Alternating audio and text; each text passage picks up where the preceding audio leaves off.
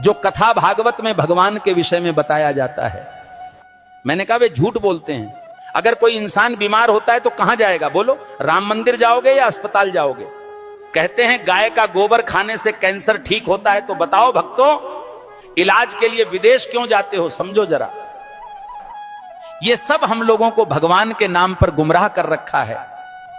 और जब यही लोग कहते हैं धन दौलत त्याग कर भगवान की शरण में आ जाओ, और खुद कहीं पर भागवत कहने जाते हैं, लाखों रुपये लेते हैं। ये मायाजाल ही तो है। भगवान की शरण में जाने का मतलब यह थोड़ी है कि अपने शरीर का ध्यान छोड़ दो। जो शरीर भगवान ने दिया है उसकी सेवा भी तो ईश्वर सेवा है।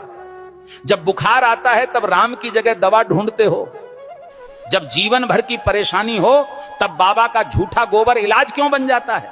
गाय पूज्य है, इसमें कोई दो राय नहीं, पर यह कहना कि गोबर खाने से कैंसर ठीक हो जाएगा, यह विज्ञान नहीं, धोखा है। जो कथावाचक कहते हैं धन दौलत छोड़ दो, भगवान की शरण में आ जाओ, वो खुद लाखों के हवाई सफर करते हैं, एसी पंडाल में रुकते हैं और पाटीदारों से लिफाफा लेते हैं। तो त्याग हमें क्यों सिखाते हो? तपस्या की राह हमें क्यों दिखाते हो, जब खुद तुमने उसका कोई अनुसरण नहीं किया? भगवान के नाम पर डर बेचकर जो अपने महल खड़े करते हैं वो संत नहीं, व्यापारी हैं। सच्ची भक्ति वो है जो आंखें खोलती है, ना कि आंखें बंद करवाती है। और आखिर में बात सीधी सी है, भगवान अंधविश्वास से नहीं, सच सेवा और विज्ञान से मिलते हैं। सीताराम सीताराम।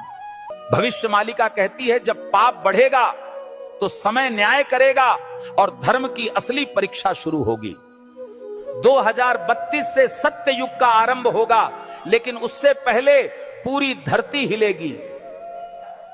प्यारे भक्तों, 2 सूरज दिखेंगे आकाश में, पर उनमें से एक सूरज नहीं, विनाश का दूत होगा। बंगाल की खाड़ी में गिरेगा अग्निपिंड और समंदर उठकर धरती को लील जाएगा। 7 रात तक सूरज नहीं उगेगा, चांद नहीं दिखेगा, बस अंधकार होगा और भय, जिसे तुम प्राकृतिक आपदा कहोगे। तीसरा विश्व युद्ध दस्तक दे चुका है। शब्द नहीं अब शस्त्र बोलेंगे। भारत पर हमला होगा, परंतु धर्म की धरती कभी झुकेगी नहीं, क्योंकि भगवान कल्कि का अवतार होगा। जो शरण में आएगा बच जाएगा, जो अभिमान में रहेगा मिट जाएगा। प्यारे भक्तों, भविष्य मालिका चेतावनी नहीं, ये वक्त की आवाज है। जो सुन लेगा वही कल को देख पाएगा।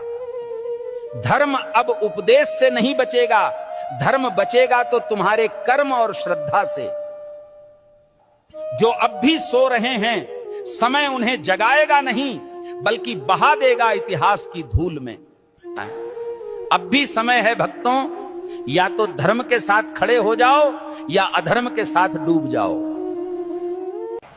कल सऊदी अरब में आयोजित मेरे सत्संग के दौरान एक भक्त ने मुझसे एक दुखद प्रश्न किया। भक्त ने प्रश्न किया, गुरुजी, क्या राखी बांधने से बड़ी बात यह नहीं कि हर औरत को बहन समझा जाए? अरे मूर्खों, राखी के धागे पर इज्जत की एक्टिंग करते हो और बाकी दिन उसी इज्जत को आंखों से नोचते हो।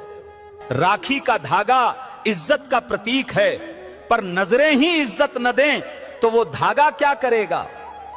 जो आज बहन कह रहे हैं, कल उसी जैसी स्त्री को घूरते हैं। यही विडंबना है।